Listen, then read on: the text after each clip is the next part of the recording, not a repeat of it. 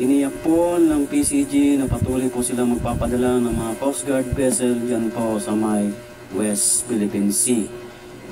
Yan po ang ating tatalakayin ngayong araw na ito. At ang ating pong referensya ay si bomboradio.com. Tiniyak ng Philippine Coast Guard ang patuloy na pagpapadala nito ng mga barkong pandagat sa pinag-aagawang teritoryo na sa West Philippine Sea. Hindi umano raw hihinto ang kanilang pangako sa publiko na pananatilihin ang presensya ng paglalayag sa naturang teritoryo ng Pilipinas. Abay, natural lang. Ito'y para masiguro ang kaligtasan ng ating mangingisdang Pilipino dyan sa may West Philippine Sea. Ayon mismo kay Commodore J. Tariela, spokesperson ng Philippine Coast Guard, para sa usaping West Philippine Sea, ito'y upang hindi mapigilan ang kabuhayan ng mga Pilipinong mangingisda na ang ikinabubuhay ay nakasalalay sa naturang bahagi ng karagatan. Kaya kailangan po nating madagdagan o dagdagan pa ang ating mga Coast Guard vessel upang kanilang mapanatili ang kanilang presensya dyan po sa ating EEZ.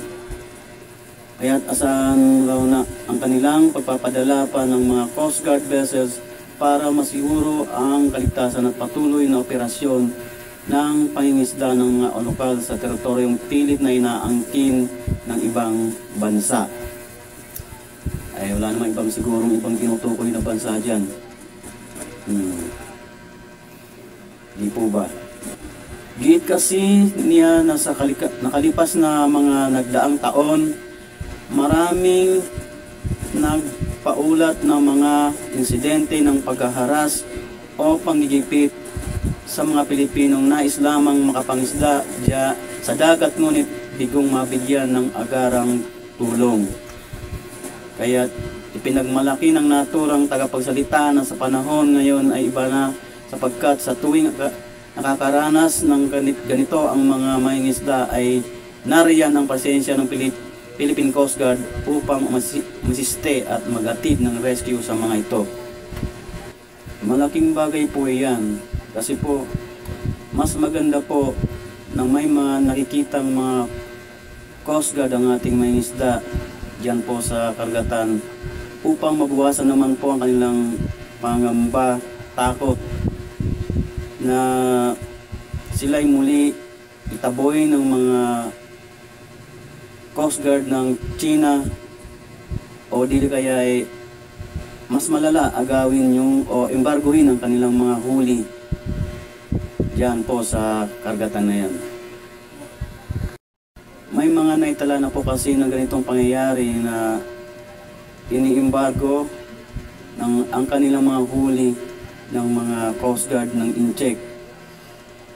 Yan po ay kwento ng isang mangingisda dyan po sa ating EEZ. At meron na rin pong ganitong pangyayari na malayo pa raw sila ay sinasalubong na po sila at itinataboy dyan po sa ating EEZ.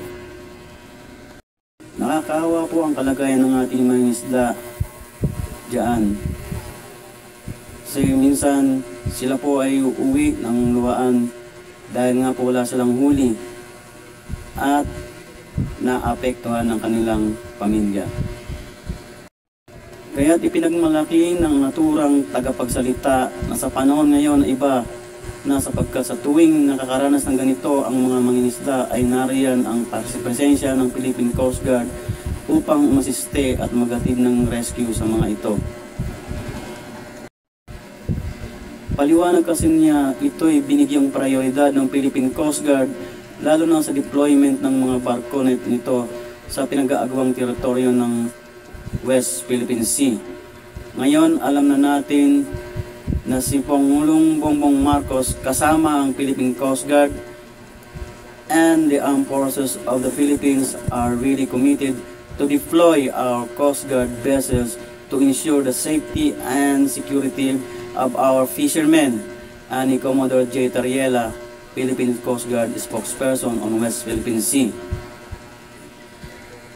Dagdag pa rito, katuwang-anya nila ang Pangulo ng Bansa na si President Ferdinand Bongbong Marcos Jr.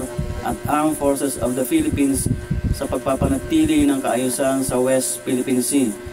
Suportado raw kasi nila ang layuning mabantayan at masiguro ang kaligtasan ng mga Pilipinong mangingisda sa naturang teritoryo o bahagi ng karagatan ng Pilipinas. Dagdag pa na balita. Coast Guard ng PH, US at Japan magsasanib puwersa sa Trilateral Maritime Exercise simula sa Hunyo 16. Magsasanib puwersa ang mga Coast Guard ng Pilipinas, Amerika at Japan para sa ikakasang 5 araw na Trilateral Maritime Exercise sa Kagoshima, Japan simula sa Hunyo 16 na magtatagal hanggang sa Hunyo 20. Ayon sa PCG, i-deploy sa pagsasanay ang 97-meter multi-role response vessel na BRP Teresa Magbanwa bago ito nakatakdang isagawa ang send-off ceremony para sa BRP Teresa Magbanwa at mga crew nito sa araw ng Biyernes, Hunyo 6. Inaasahan na makakarating ang barko ng PH sa Japan sa Hunyo 12 kasabay ng pagdiriwang ng Araw ng Kalayaan ng ating bansa.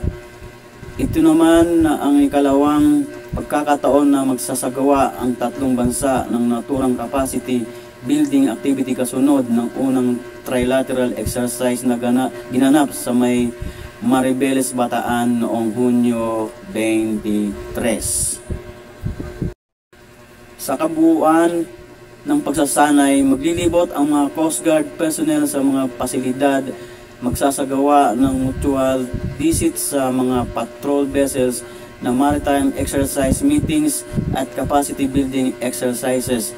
Ayon sa PCG, nakaangkla ang naturang pagsasanay sa direktiba ni Pangulong Ferdinand Marcos Jr. para sa PCG para may bahagi sa mga inisyatibo para sa pagpapahusay pa ng kapasidad ng kakbo na nagtataguyod ng kooperasyon, pagkakaunawaan at mutual trust sa kanilang mga counterparts.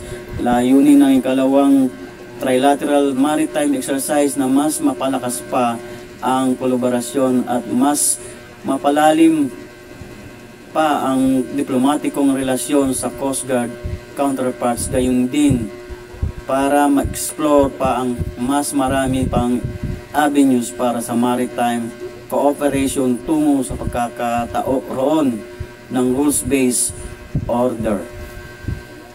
Yan po ang ating mga balita ngayong araw na to.